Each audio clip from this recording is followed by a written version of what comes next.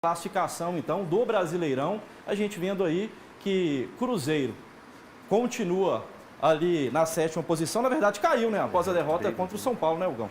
Tinha a chance de poder dar uma alavancada ali, mas é isso que deixa a torcida irritada com o Fernando Seabra, né? E alguns torcedores saindo falando assim, poxa, no tempo que a gente estava tem que entender nada não, irmão. Nível de cobrança tem que ser alto mesmo, tem que chegar. E outra coisa, manifestação da torcida durante a partida.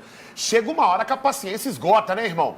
O time não consegue ser combativo, o time não consegue apertar a marcação. Então tá mais do que correto, realmente, no meio do jogo, começar a cobrar os caras para ver se os caras começam a entender aí o peso dessa camisa, dessa responsabilidade. 80% do que aconteceu ontem foi responsabilidade do senhor Fernando Seabra. Fausto, em 10º lugar, tá justo? Pelo futebol. O Esporte tá de volta na sua tela, trazendo agora os bastidores de Cruzeiro e São Paulo, lá no Mineirão.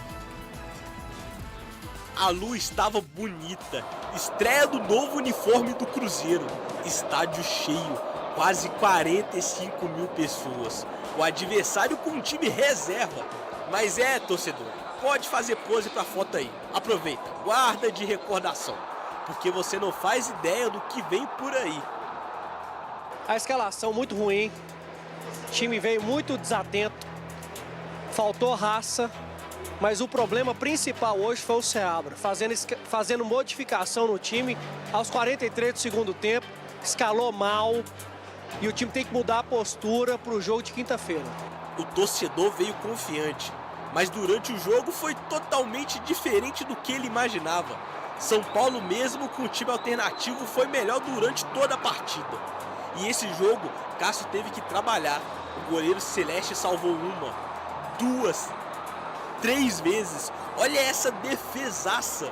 Mas não foi o suficiente para impedir o ataque tricolor. Aos 13 minutos da segunda etapa, Eric partiu em contra-ataque.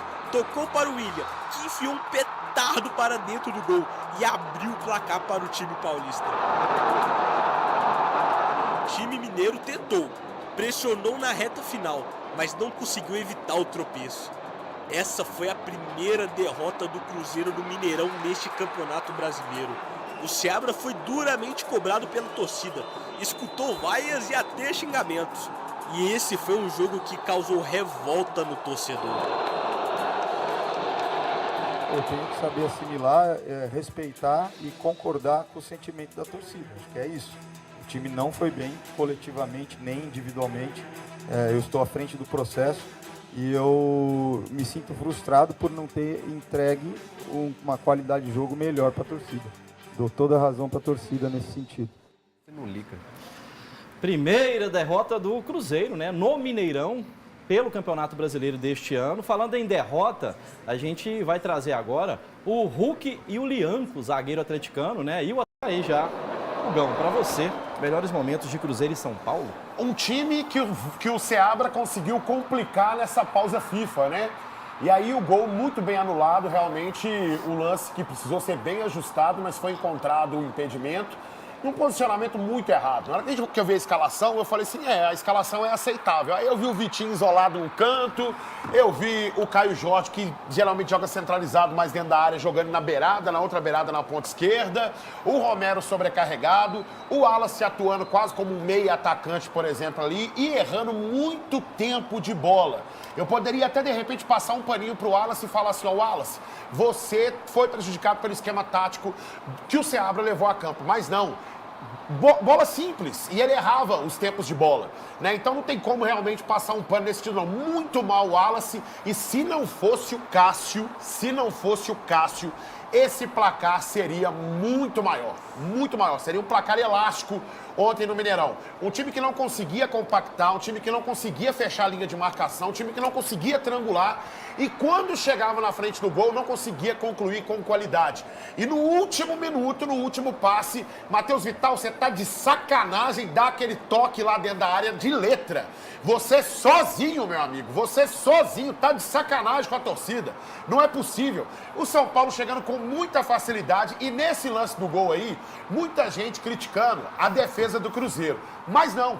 Por quê? Porque o Romero, ele conecta ali, tá os dois zagueiros ali, mas o espaço que é dado nesse setor aqui, ó, que é onde tinha que estar o William, tinha que estar o Wallace, por exemplo, nesse momento aqui, eles não estão. Por quê? Porque o Seabra sobrecarregou o sistema ofensivo do Cruzeiro, fazendo com que ficasse muito bem espaçado ali. E se não é o caso, meu amigo, nesse segundo tempo, ia ser um vareio de bola.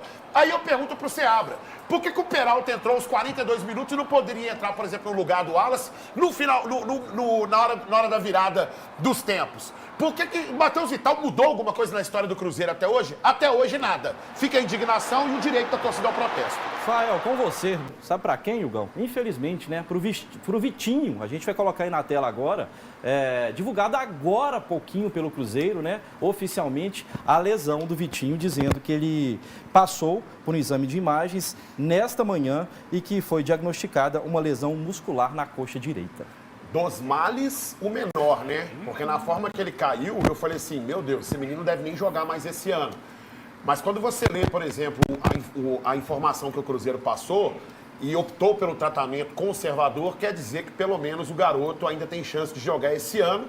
Foi muito prejudicado ontem pela forma como o Seabra escalou ele no jogo de ontem. E ainda assim eu discordo de quem falou, de quem me parou ontem na saída do estádio, falando que não gostou do futebol do Vitinho.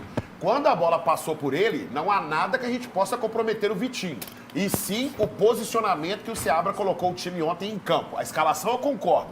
Eu discordo de como ele levou o time para campo ontem, como disponibilizou as peças ali. Ô, Gão, até pra gente comentar aqui, recebemos um superchat, né? Do Valdeci Borges, dizendo MP dependência. MP não joga, no caso o Matheus Pereira, não joga o time também. Eu poderia defender também o Wallace, sabe? Mediante a como foi o posicionamento ontem do time. Porque ontem o Seabra coloca o Caio Jorge na beirada do campo, isolou o Vitinho na outra beirada e tentou centralizar o Matheus Pereira ali. O que aconteceu? Ele sufocou o Romero, que precisava ficar correndo ali no meio-campo para poder suprir todas as necessidades. E por que eu poderia defender o Wallace, mas não vou fazer? O Wallace errou todos os tempos de bola no sistema defensivo. Qualquer bola que ele precisava dar combate, ele errava o tempo da bola. Poderia ser o posicionamento? Wallace, até acho que ontem você estava posicionado mal por causa do time, da forma que o Seabra escalou o time, sim. Mas você como volante, você não ganhar nenhuma segunda bola, nem no setor defensivo e no ofensivo, você tá de sacanagem comigo, né? Ó,